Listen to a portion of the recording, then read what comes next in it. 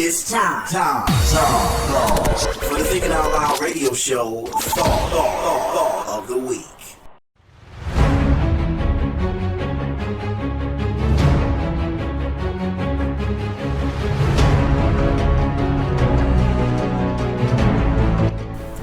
Someone once said that strength doesn't come from what you can do. It comes from overcoming the things you once thought you couldn't. Adversity is usually looked at as an enemy to our peace of mind. Whenever we're faced with adversity, it always appears to be an unwelcome and uncomfortable experience. No one likes to be challenged. No one wants to be made to feel uncomfortable or inconvenienced, which are two natural byproducts of adversity. However, you will never know your level of endurance until you've been tested. You will never know how much strength is within you until it's needed to overcome some adversity. And that is the irony that comes with adversity. I truly believe it's a gift from God, because you don't know who you are until you've had to face some adversity. You don't know how strong you are until your strength has been tested. And even though adversity is an unwelcome adversary, it's often used as a tool by God to show us who we really are. You see, it's through the crucible of tribulation that we discover our real strength. God gifts us with the pain of adversity so we can experience the liberating power of triumph. The iconic genius Albert Einstein once said, "Adversity introduces a man to himself." No truer words have ever been spoken, because it's from within those dark and troublesome times in our life that we find out who we really are. We find out how strong we are, how weak we are, how much endurance we have, how much we can handle, how much faith we have.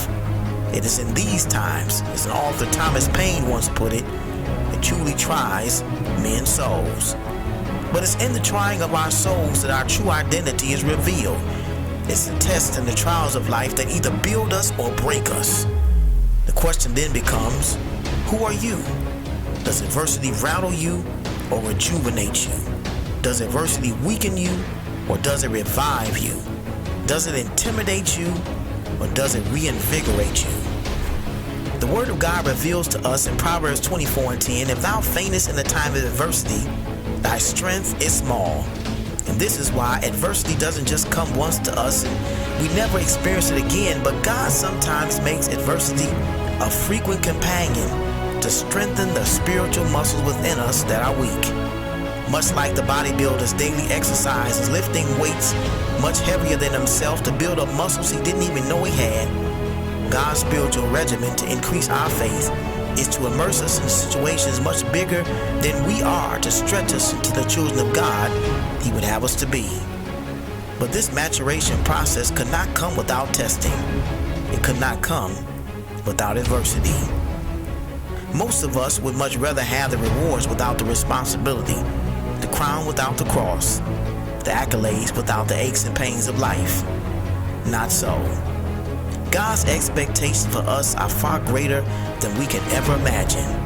And sometimes He gives us a glimpse of our future through the crucible of adversity. The greater the test, the greater the testimony.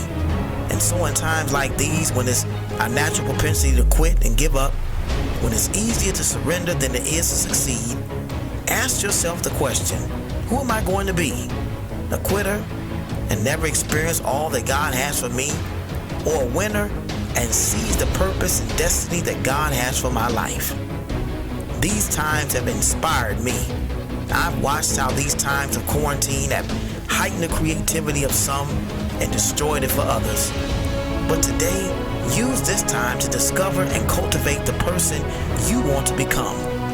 That's the person that God created the world for, and that's the person the world is waiting on you to become.